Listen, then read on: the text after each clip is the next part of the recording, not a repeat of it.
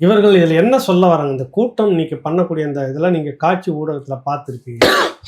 பெரியார் கொள்கையை தான் எடுத்துக்கிட்டோன்றாங்க. ஆனா இன்னைக்கு எல்லா பூஜை புனஸ்காரம் செய்யறது நீங்க பார்த்துருக்கீங்க. கொடிக்கம்ப சாஞ்சோன்னா அதுக்கு ஒரு பரிகாரத்தை செய்யறாங்க. அப்ப பெரியார் என்ன ஆச்சுன்றது கேள்வி இருக்குது. எம்ஜிஆரை வந்து படத்தை வச்சுக்கிறாரு விஜயோட சேர்ந்துக்கிட்டு. கொள்கையெல்லாம் எடுத்துக்கிறாங்களா அவங்க? ஆனா இந்த பக்கம் பார்த்தீங்கன்னா, வண்டியிலேயே உட்காந்து தண்ணி அடிச்சுட்டு வந்து அலப்பறை பண்றது, தண்ணி அடிச்சுட்டு மைக் முன்னாடியே பேசுறது, என் தலைவனுக்காக உயிரை விடுவன்றது, இதெல்லாம் நீங்க பார்க்குறீங்க. கொள்கைன்னு ஒண்ணு இருக்குது. ம். அதன்படி அந்த கொள்கை தொண்டர்கள் வந்து கொள்கை நீங்க சிரிக்காம, அதாவது ஏகலைவன்ட்ட பிடித்தது என்னன்னா, ஒரு மரண நகைச்சுவை சொல்லுவாரு. ஆனா அதை சிரிக்காமலே சொல்றீங்க பாருங்களேன்.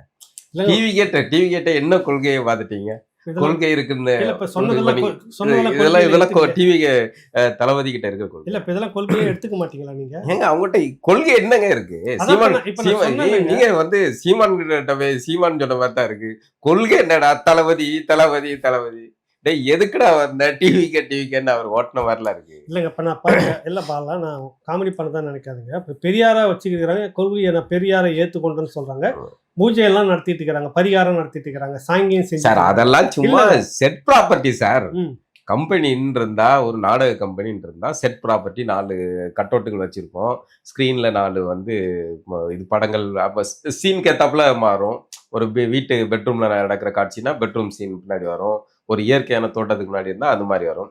அந்த மாதிரி செட் ப்ராப்பர்ட்டியா வந்து ராமசாமியார் photo, MGR photo, Ambedkar photo, இதெல்லாம் செட் ப்ராப்பர்ட்டி. அங்க என்ன கொள்கை இருக்குன்னு நீங்க கொள்கைன்னு கேட்கிறீங்க? ம் அங்க வந்து கொள்கைன்னா அது ஒரே ஒண்ணுதான். விஜயோட முகம் மட்டும்தான். ம் விஜயோட கொள்கை, தத்துவம், சித்தாந்தம் எல்லாமே ஒண்ணே ஒண்ணுதான். ம். விஜயோட முகம் தான். 1967 1977 இந்த 2 காலகட்டம். 67ல அண்ணாவுடைய பெரிய எழுச்சி, 77ல எம்ஜிஆருடைய பெரிய எழுச்சி முதலமைச்சர். அது போல 2026ல பெரிய எழுச்சி நேரா முதலமைச்சர். டைரக்டா அமெரிக்க மேல ஜனாதிபதி தான். வச்சிருக்காங்க அவங்க ஆமா. பதாகையில. ஆமா. இல்ல நம்பிக்கையில இல்ல என்ன அவங்கவங்க சொன்னீங்க? இல்ல டைரக்டா அமெரிக்க ஜனாதிபதி தான்ங்கிறேன். இங்க இன்னொருத்தர் இருக்காரு. அவர் தனியா கவனிப்போம். ஒருத்தர் இருக்காரு. ம், அவருக்கு இங்க நாளை முதல்வர் போடுறதுக்கு சங்கடப்பட்டு போய் ம், நாளை பிரதமருக்கு போயிட்டாங்க. ம், அவரை தனியா அடுத்த இதுல பார்ப்போம். ம், இவரு விஜய் அவர்களுக்கு 2 விஷயம் சார்.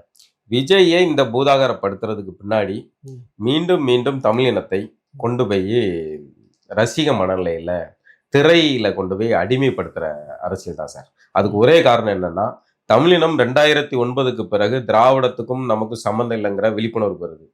அது தன்னை தமிழர்களாக கருத ஆரம்பிக்குது. அதுக்கான அரசியல் இயக்கமாக நாம் தமிழர்ங்கிற கட்சி உதயமாகுது. அது வந்து மொத்த தமிழர்களையும் ஓரணியில திரட்டுற வேலை செய்து அதனுடைய சாட்சி தான் 36 லட்சம் வாக்குகள்.